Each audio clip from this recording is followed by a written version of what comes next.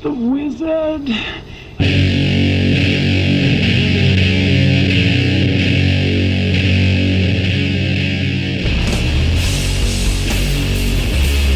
had a question about when to use 1 rep max or multiple rep maxes, like 3s, 5s, doubles. I think just like anything else, it depends. Like I know for myself,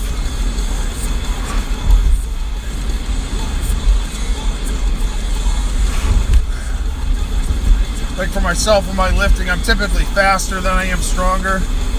So like usually my final attempts at a meet will look similar to like my second or first. So like typically for me, I'm faster than I am strong. It's rare for me to be able to grind a weight out. So for me to get stronger, I need to focus on more time under the bar. So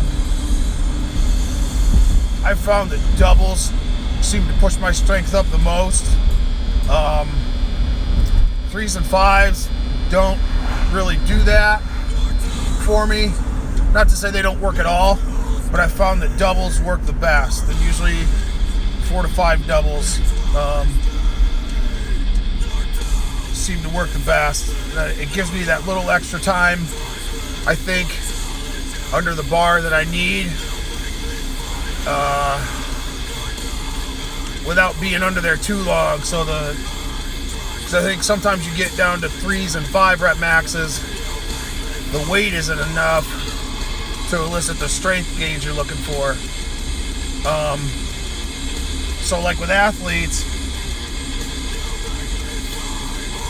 you know, I think it's good to spend the majority of your time on what they're not good at, and then when they're getting ready for a contest, try to exploit their strengths. So maybe the majority of the time hit doubles. I'm not a big fan of rep maxes, to be honest, because I think it gets too far away from the concept of max effort work.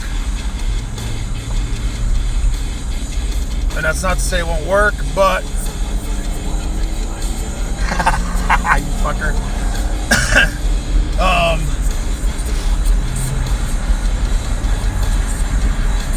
So I think doubles or singles are the way to go. Now, if you have most of your athletes are typically going to be faster than they are stronger, kind of like myself. So I think in the off season, it's wise to do a lot of doubles, or if you're going to go singles, just teach them to take smaller jumps. Smash fucking weight, there we go. Because that will take in more jumps, and this is what I could do in my own training too, and stick with the singles, but I typically am not that disciplined when I'm training. So for athletes, the majority of the time you can do doubles, or if you're going to do singles, teach them to take those smaller jumps while they're working up, and that will give them more time under the bar too. And then once they get towards their last couple sets, it'll give them more time under tension, if that makes sense. Okay, so there's a couple ways you can do that. And then once they're starting to get ready for, let's say, conference or championship season, then you start training towards their strengths. So let's say you're doing singles. Once you start getting closer, stay with the singles, but don't take as many attempts with it, or don't do as many sets. Like once you get up towards the end, so you may only do one set that's like, what's up, Brian? You may only do one set that's 90% or above instead of 3 to 5. And the reason for that being, there'll be less time under the bar, and then you'll have more energy to put in your speed work where they need it for conference or championship season, if that makes sense. So depends on your population, depends what they need, depends where you're at in their programming as to what you should use. But in general, if you're off season, give them more time under tension, or work at what they're not very good at, because typically they're faster. And then once you get towards championship season, or their big meets or whatever, then start working, put your emphasis back on their strengths. Where would you add power clean work in? I wouldn't. No, I'm fucking with you. Whenever we put it in, we put it on speed days. Usually after speed squats, we usually substitute out like speed pulls or kettlebell swing and put our Olympic variants in that lane or in that slot. But yeah, we didn't, the only time I really did that is if a coach insisted on it, or if there was athletes that wanted to do it, they felt it helped them out and felt like they needed to do that. I would work with them and we'd do it that way, but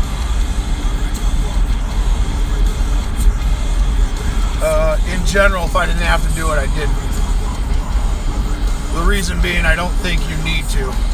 I think you can get the same results with simpler methods.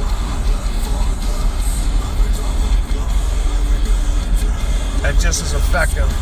Anytime we're forced to do some Olympic variants, it's not like their testing scores flew up, like we saw a significant difference. Athlete feedback typically wasn't very good. I honestly, if we took a team that didn't do Olympic variants and then we put them in, there wasn't one time I had an athlete say, man, I really like this Olympic stuff. I could tell a big difference. Not one fucking time. That's not to say they're bad, but that's just my experience.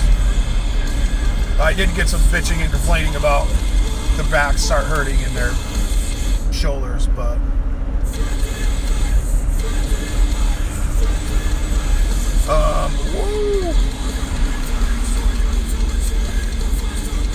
I was on site the other day and the book's got like over 500 shares. That's fucking awesome. I really appreciate that, guys. Keep it up. Keep spreading the word. I see you guys sharing exercises. Shared Coach Vince up in Canada shared a quote I had in the book the other night. Super cool. That's really cool. Really appreciate all that shit.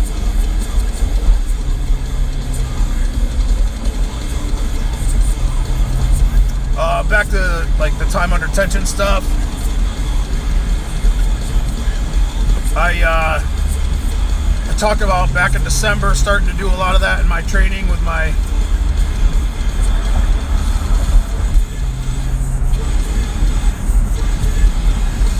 accessory work, and it just so happens a scale at the gym's been missing for the past couple months, so I hopped on a scale the other day.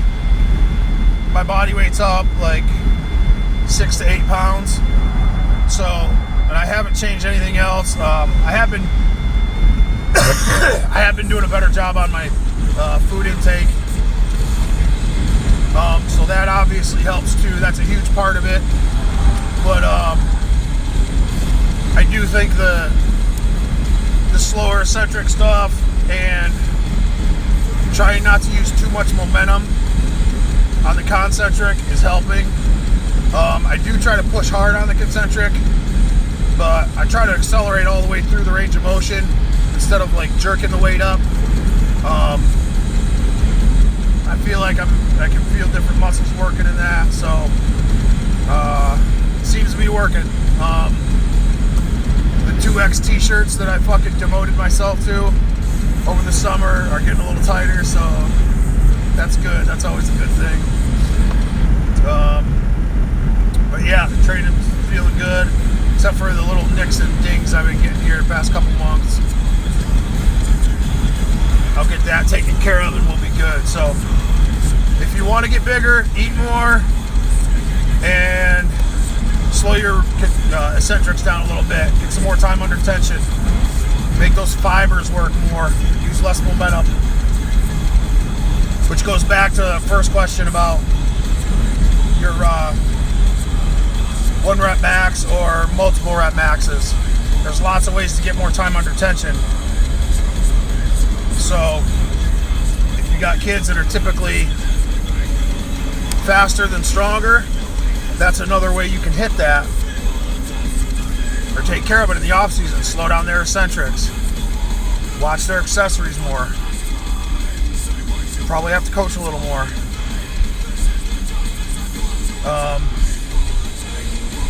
So that's working. That's some good stuff. Going out to South Dakota, NSC. I don't know why, but it's hard for me to write programs. You think being a strength coach, you like writing programs? Ugh. So anyways, I should have these done by tonight. I'm going to put out a 3-week wave in my coaches. On my coaches long, should have it up by tonight. I'm going to put up a 3-week wave of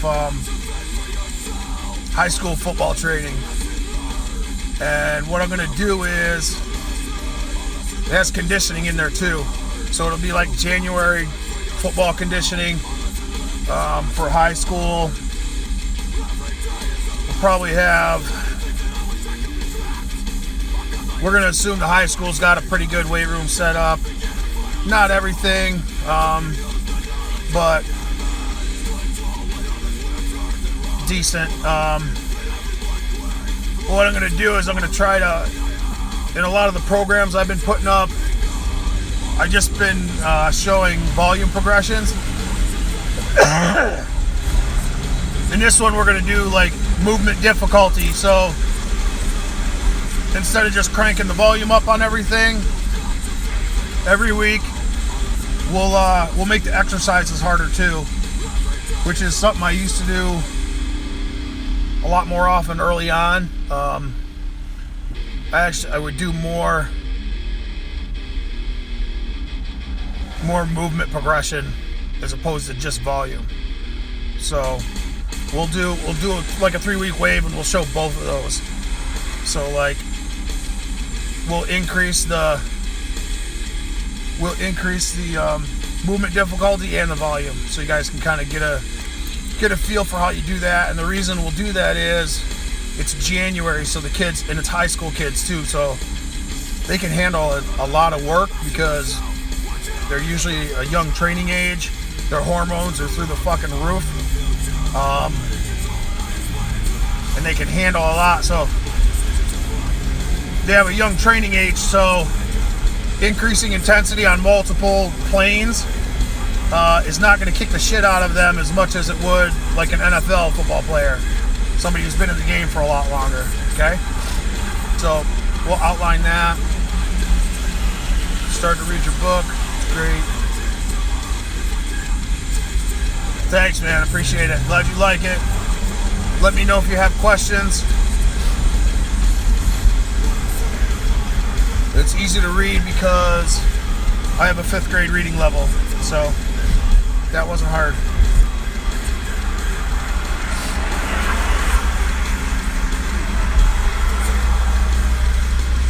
No, that was my hope, that it's easy to understand. I wanted to have everything, I want to have the system laid out very simply. Because I think, I feel like that hasn't been done. Really, I feel like if you're going to have a good understanding of the system up to this point, you really had to dive in and study multiple sources of info, and I wanted to get everything in one place so more people can put it into play and take advantage of it.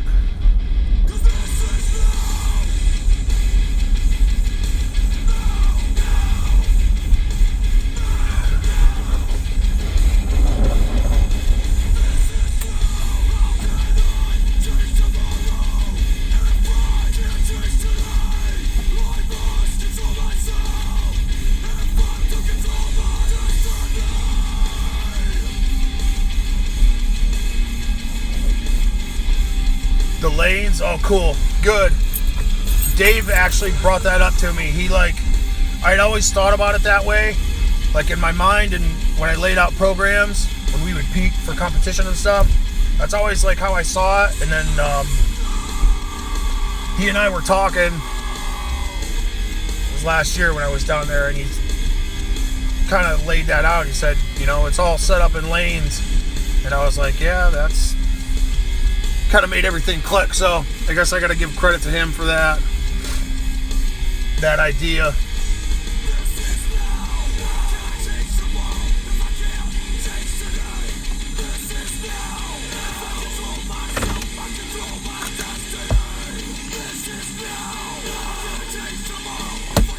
All right. Anybody got any questions quick? I'm at the gym. Coffee's starting to work.